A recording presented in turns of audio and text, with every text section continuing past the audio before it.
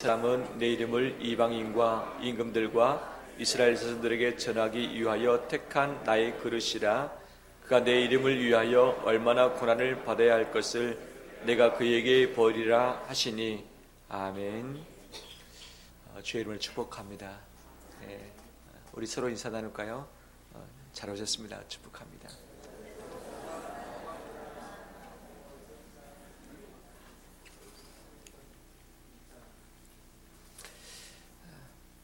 전자제품을 살 때에 무엇을 고려하시면서 선택을 하십니까?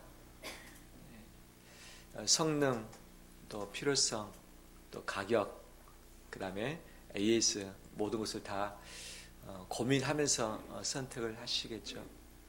겨울철에 대해서 추워졌습니다. 또 옷이 부족할 경우 옷을 구입하기도 하는 거죠. 어떤 옷을 구입을 합니까?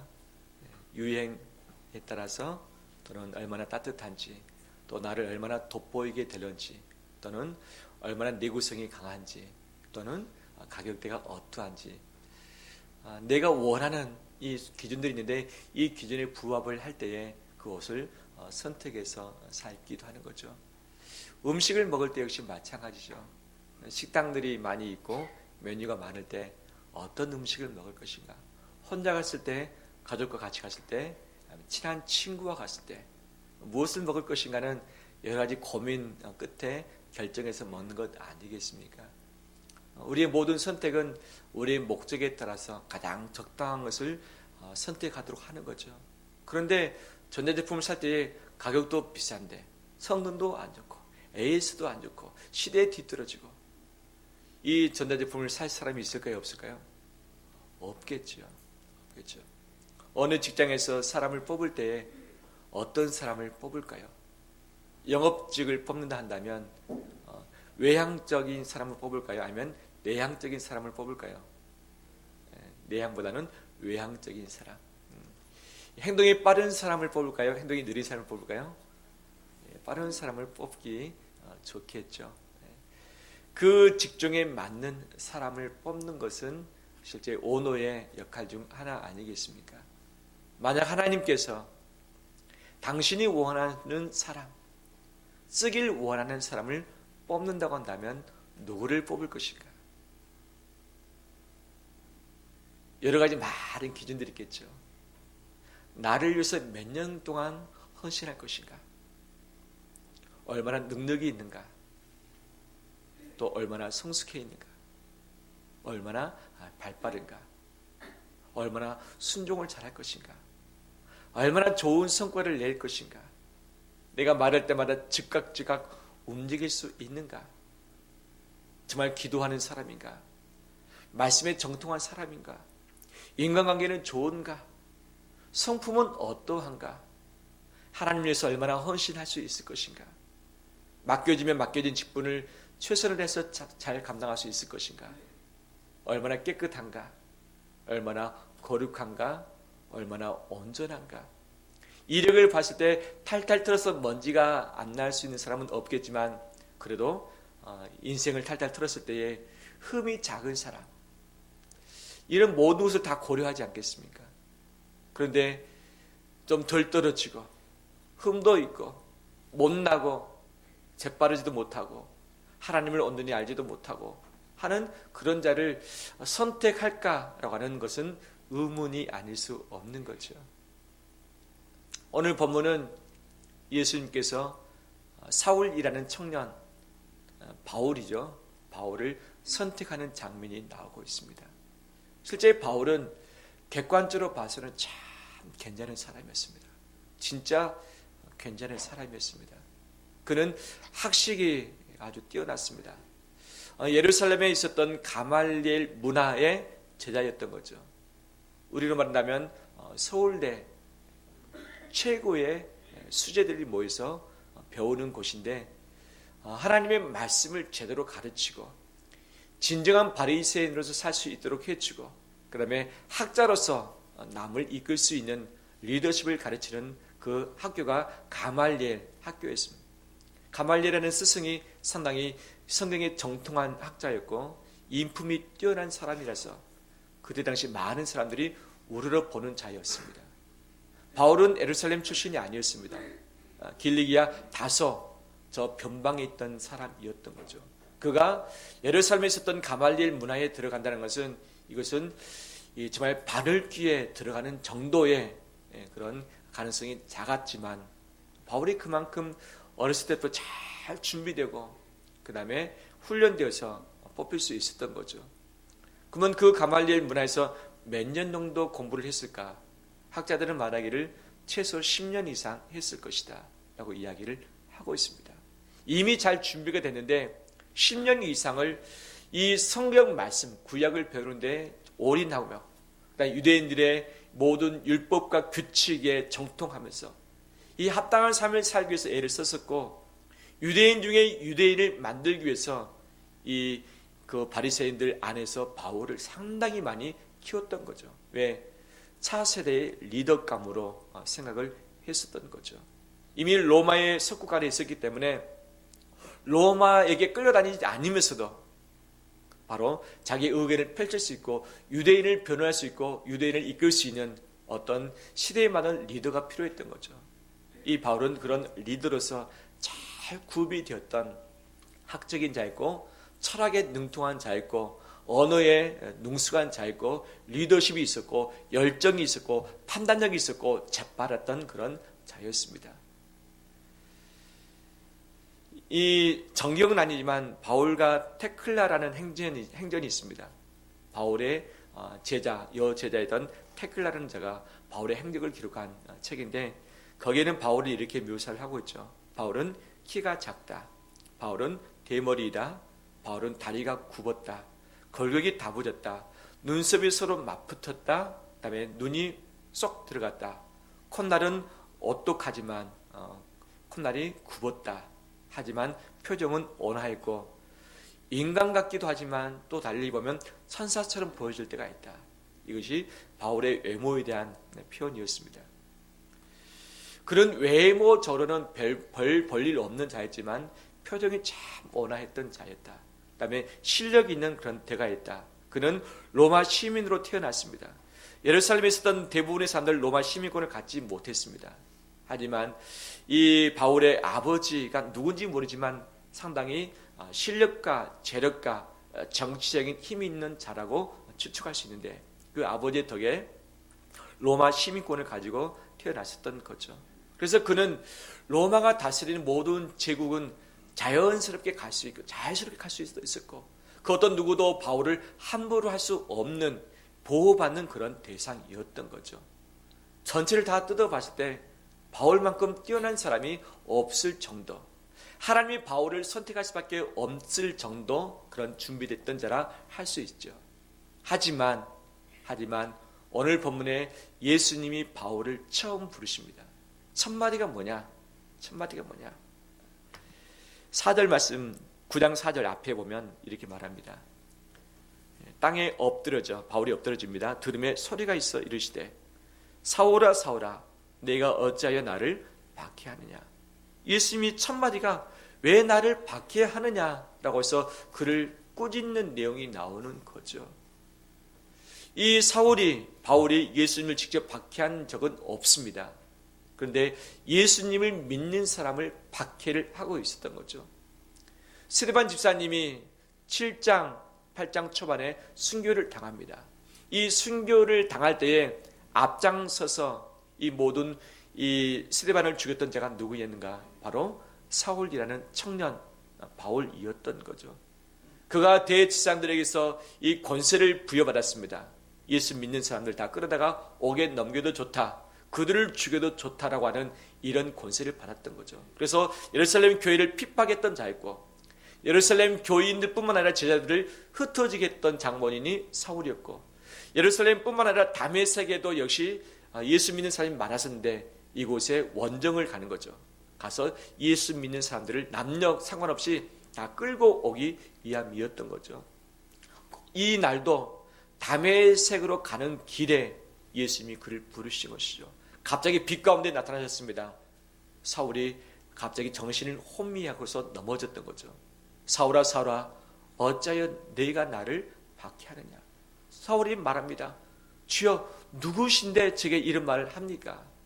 나는 너가 박해하는 예수 그리스도다 라고 말씀하시면서 이제 내가 무슨 일을 해야 되는지 너에게 알려줄 텐데 다메섹으로 들어가서 기다리고 있으라. 내가 한 사람 보내주겠다 말씀하시는 것이죠.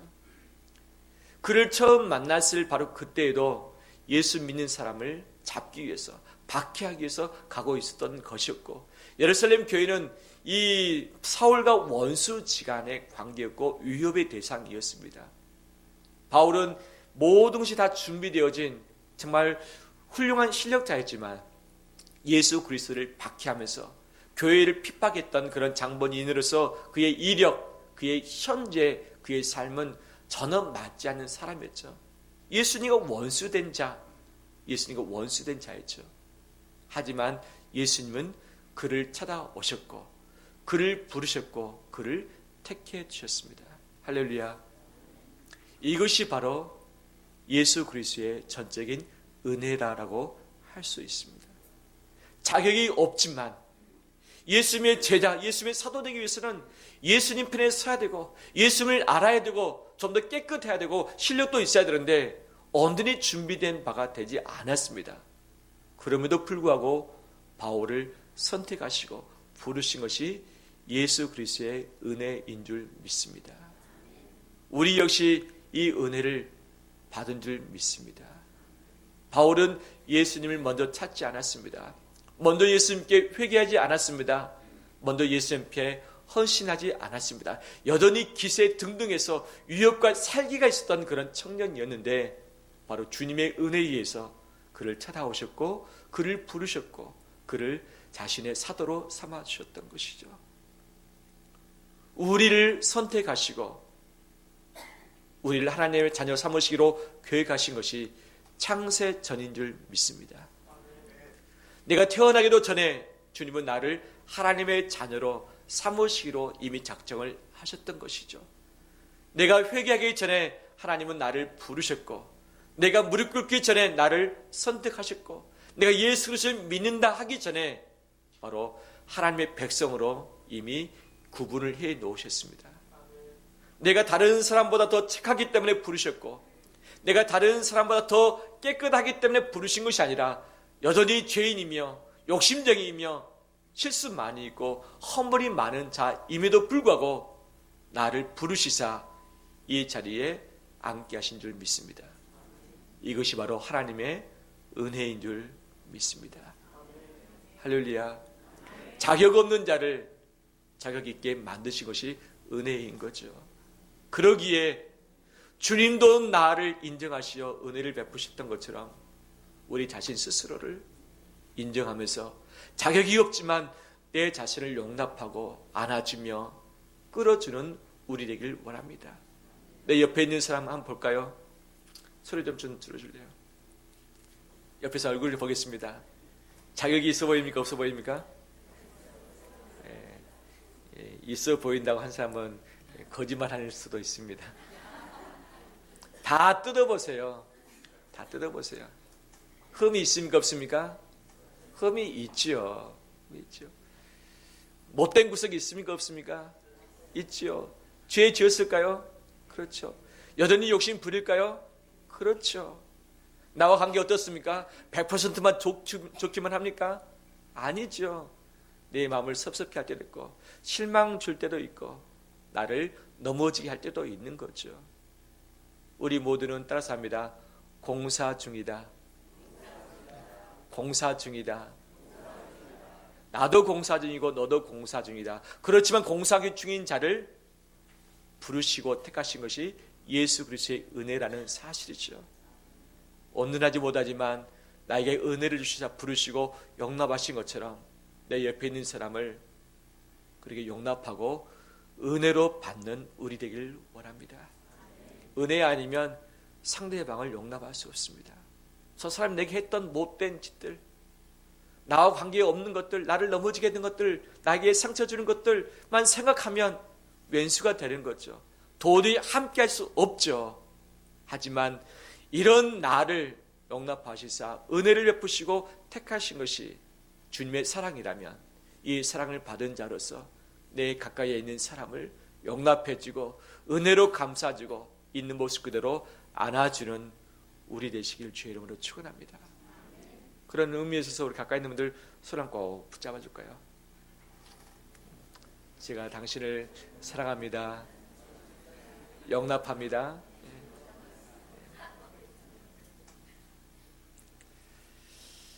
이 부분은 쉽지만은 않습니다. 나하고 다를 때, 온도차가 너무 많을 때, 함께 있는 것 자체가 불편할 때에, 힘들 때 버텨내는 것이 쉽지 않죠. 오직 은혜로만 가능합니다. 은혜로만 가능합니다. 이 은혜로 주님이 오늘도 나를 보시고서 안아주신 줄 믿습니다. 그렇다면 주님이 이 바울, 사울을 택하신 이유가 무엇이겠는가? 15절에서 말씀하고 있죠. 15절, 주께서 이르시되 가라, 이 사람은 누구 이름을? 내 이름을 이방인과 임금들과 이스라엘 자손들에게 어떻게 하기 위해서? 전하기 위하여 택한 누구의 그릇이다? 나의 그릇이다 라고 말씀하고 있죠. 내가 왜 택했는가? 예수 그리스도의 이름을 이방인과 임금들과 이스라엘 자손들에게 전파하도록 하기 위해서, 복음 증거하도록 하기 위해서, 전도자가 되기 위해서 바로 택했다라고 말씀을 하고 있습니다. 15절 전체에 많은 단어가 나옵니다. 이유가 나옵니다. 목적이 나옵니다. 그런데 이 모든 것을 좌지우지할 수 있는 기준점되는 단어를 선택한다면 무엇일까? 핵심 단어는 그릇입니다. 그릇. 그렇지만 핵심 단어가 생명력 있게 하는 또 다른 단어가 나와 있는 거죠. 무엇인가? 저는 다른 번역서들을 좀 한번 찾아봤습니다. 새 번역, 내가 택한 내 그릇이다. 공동 번역, 내가 뽑은 인재다. 쉬운 성경, 나의 이름을 전하도록 선택된 나의 도구이다. 우리말, 내 이름을 전하도록 선택한 내 도구다. 현대인, 내가 선택한 사람이다. 현대어 성경, 내가 택한 그릇이다 라고 이야기하고 있죠. 이 그릇을 말할 때에 앞에 수식하는 또는 이끄는 그런 어떤 단어가 있는데 그것이 무엇이냐? 주격 단어죠. 내가라는 단어, 내가 택했다라는 단어. 바울이 택한 것이 아니라, 바울이 선택한 것이 아니라 만왕의 왕이시며 창조주시며 심판자이시며 구원자이신 예수 그리스도께서 바울을 선택하셨다. 바울을 선택하셨다. 이것이 이 그릇 때문에 주어진 것이죠. 뿐만 아니라 한 가지 더 나옵니다. 소유격입니다. 그릇이긴 그릇인데 누구의 그릇이다? 나의 그릇이다. 예수 그리스도의 그릇이다라는 것을 분명히 해주고 있습니다. 바울은 분명 인물입니다. 준비된 사람입니다. 훈련된 사람입니다. 하지만 허물 있는 사람입니다. 일부 금이 가 있습니다. 일부 냄새가 나는 자입니다. 그런데 이 그릇의 주인이 누구인가? 예수 그리스도. 내가 택한 나의 그릇, 내가 택한 나의 그릇이라고 분명히 말씀을 해주고 있는 것이요. 택한 이유가 뭐냐? 내 이름을 이방인과 임금들과 이스라엘 자손들에게 전하기 위해서 내가 택한 나의 그릇이다라고 분명히 말씀하시면서 이 바울의 인생 전부를 정리를 해주고 있습니다. 이것은 어떤 의미인가? 그릇이 어디에 쓰임을 받을 것인가? 그릇이 어디에 머물러야 될 것인가? 그릇이 어떻게 사용되어야 될 것인가? 이 모든 결정 권한은 누구한테 있다? 그를 택하신 그의 주인된 누구한테? 예수 그리스도께 있다는 것을 분명히 말씀해 주고 있습니다.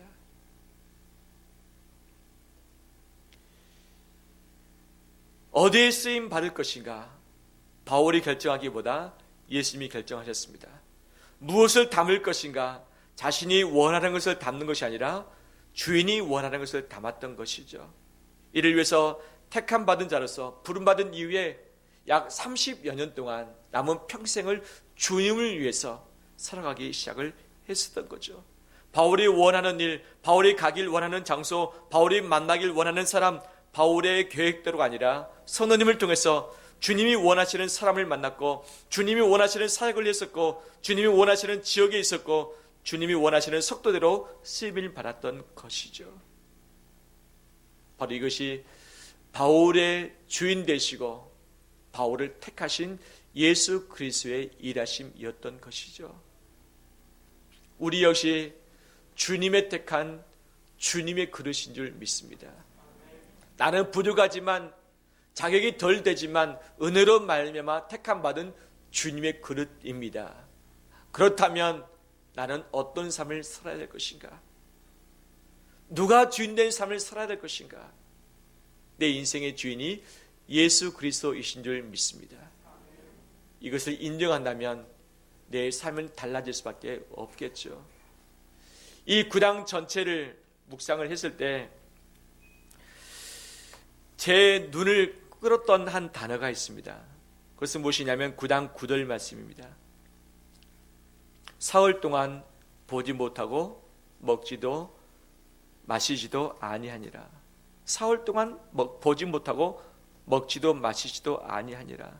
예수님을 만나는 것 동시에 그는 눈이 멀고 말았습니다. 눈은 떴지만 아무것도 보이지 않습니다. 누구에게인가 의지해서 갈 수밖에 없는 상황인 거죠. 갑자기 눈이 안 보여지니까 얼마나 답답하겠습니까? 힘들겠습니까? 그 주님을 만났는데 만나는 것 동시에 너가 무엇을 해야 되는지를 지시하셨거나 라고 하셨다면 즉시 했을 텐데 왜 주님은 그가 눈이 다시 뜨기까지 아무런 말씀도 하지 않으시고 대기를 시키셨는가? 주님은 이 바울에게 아나니아라고 하는 바로 주님의 제자를 보내셨습니다.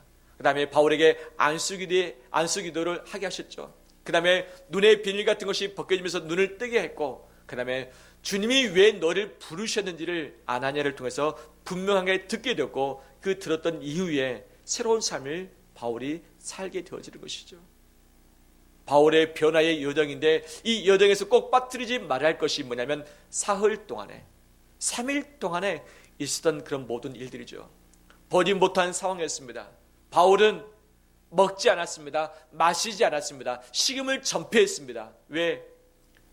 인생 지금까지 열심히 달려왔는데 성두리째 인생이 뽑혀져 버렸기 때문에 내가 알고 있는 하나님, 내가 부인하고 있는 예수님이 정말 내가 오해를 했다라고 하는 이것을 아는 것 동시에 충격을 입었을 것이고 자기 목숨 걸고서 애를 썼는데 이것이 잘못된 일이라는 것을 알았습니다.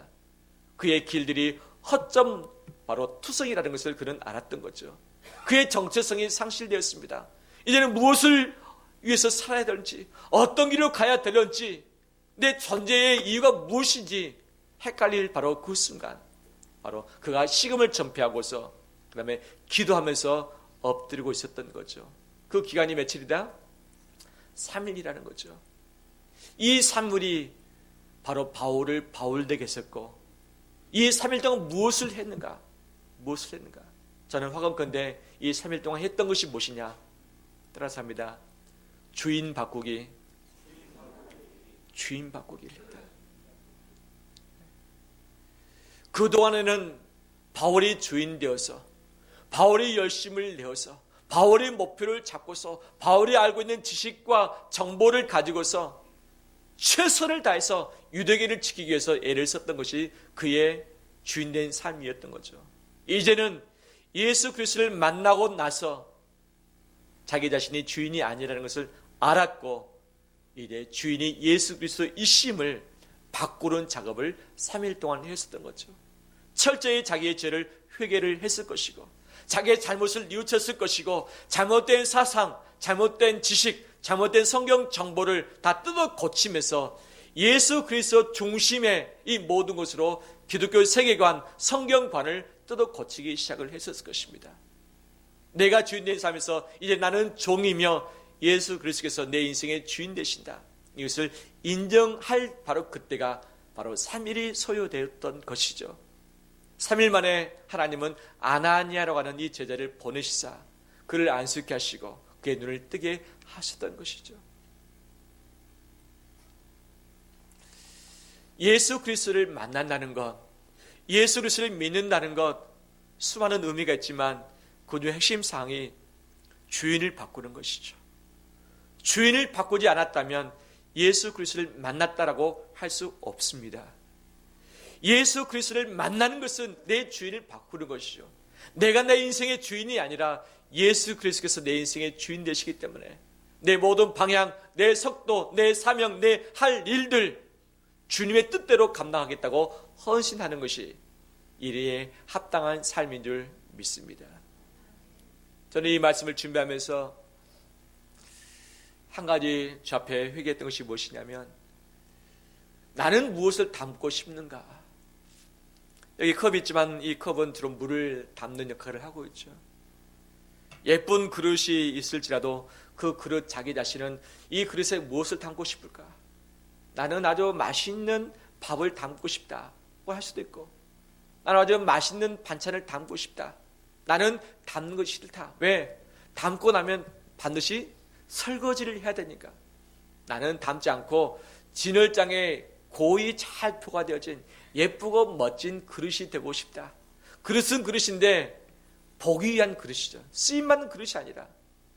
왜냐하면 쓰임받을수록 상처 나기도 하고, 그 다음에 이 더러운 것이 묻을 수도 있고, 또 설거지를 당해야 되고, 또 이리 갔다 저리 갔다 부딪히기도 하고, 어떤 분은 이가 깨져가지고 흠집이 나기도 하고, 나는 흠나기 싫다, 나는 더러워지기 싫다, 나는 설거지 당하기 싫다, 나는 뜨거워지기 싫다, 나는 차갑게 되기 싫다. 뜨거운 국물을 확 부으면 갑자기 뜨거워지는 건 아니겠어요? 나는 그냥 이대로 좋다. 나는 진열장에 잘 포화되어진 예쁜 그릇이고 싶다라고 할 때가 있죠. 그릇은 자기 자신이 무엇을 담을 것인가 스스로 결정하지 못합니다. 그릇에 무엇을 담을까는 누가 결정합니까? 주인이 결정하죠. 주인이 담은 것이 뜨거울 것이 있을 때, 차가운 것이 있을 때, 그 다음에 내가 정말 싫어하는 음식, 도저히 내가 먹을 수 없는 음식이 담겨졌을지라도 주인이 그렇게 하라고 한다면 그렇게 하는 것 아니겠습니까? 나는 아닌데, 나는 싫은데, 나는 도저히 용납할 수 없는데 주인이 담는다고 한다면, 주인이 쓰시겠다 한다면 기꺼이 내어드리는 것이 그릇의 사명인 줄 믿습니다. 저는 주님이 담고 원하시는 것을 제 스스로 판단하고 결정하면서 고민했던 것들이 있었습니다. 하지만 주님이 원하신다면 주님께 내 모든 것을 내어드리는 것이 하나님이 원하시는 것이다 라고 고백을 했습니다. 요즘 내 안에 무엇을 담길 원하십니까? 요즘 나는 어떤 모습으로 주님께 쓰여지길 원하십니까? 내가 원하는 것, 내가 할 수 있는 것, 내가 있고 싶은 것, 누구든지 할 수 있는 것이죠. 하지만 바울이 원치 않았던, 전혀 생각지도 않았던 그 현장에 그 사람에게 바로 그것을 주문했을 때 바울이 그 현장에 순복함으로 나갔던 거죠. 순종하고 나갔던 그 현장에 예수 그리스도의 능력이 임했습니다. 바울은 이미 준비된 자였습니다. 훈련된 자였습니다. 하지만 준비되고 훈련된 것 가지고 주의 일을 다 할 수 있다? 아니죠. 할 수 없습니다. 예수 그리스도의 능력이 임해야만 그의 사명을 감당할 수 있고, 예수 그리스도의 능력이 임해야만 주의 일을 위해서 돌파할 수 있는데, 바로 바울이 가지지 못한 건 주님이 책임져 주셨던 것이죠. 나는 이 힘이 없기 때문에, 능력이 없기 때문에, 이 조건 때문에 나는 그것은 못한다라고 할 수 있겠지만, 주님이 부르신다면 순종할 때 그 힘과 능력은, 그 여건은 누가 허락하신다? 주님이 허락을 하신다는 것이죠. 내가 선호하는, 내가 원하는, 내가 감당할 수 있는 분량만, 내 그릇인 양, 내가 주인인 양 나를 고집하기보다 주님이 원하시는 것을 기꺼이 담아 드릴 수 있길 원합니다. 주님이 쓰시고자 원하시는 그 현장에 기꺼이 내 자신을 내어드리길 원합니다. 좋은 것만 담을 수 있을까요? 아니죠. 좋지 않은 것도 담을 수도 있고, 뜨거운 것을 담을 수도 있고, 차가운 것을 담을 수도 있고, 내가 싫어하는 것을 담을 수도 있겠죠. 하지만 주님의 택한 주님의 그릇이라는 이 사실을 기억하면서 다시 한번 주 앞에 우리 자신을 내어드리는 우리 되시길 주의 이름으로 축원합니다. 말씀을 마무리합니다. 나는 누구인가? 나는 어떤 그릇인가? 내 주인은 누구인가? 예수님이 내 인생의 주인이라고 말씀하시는데 정말 예수님 내 인생의 전부이시며 주인이신가? 예수 그리스도를 만났다는 증거, 예수 그리스도를 믿는다는 증거는 어떤 순간 어떤 상황에 있든 간에 그분을 주인님으로 모시고서 그분의 부르심과 그분의 택하심과 그분의 보내심과 그분의 명령에 순종하는 것임을 믿습니다. 순종이 쉽지 않습니다. 하지만 믿음을 가지고 순종할 때에 감당할 수 있는 힘과 능력과 기회와 여지를 허락도 하실 줄 믿습니다. 주님이 감당하지 못할 시험밖에는 허락한 것이 없듯이 우리가 감당하지 못할 사명을 허락하신 적이 없습니다. 주께서 명하신다면 감당하시는 모든 사명도 더불어서 이미 예비해 놓으신 줄 믿습니다. 이것을 믿고서 내 자신을 드릴 때에 주님 내 자신을 통해서 위대한 일들을 행하시고 하나님 나라를 확장해 가실 줄 믿습니다. 할렐루야. 우리 함께 찬송하면서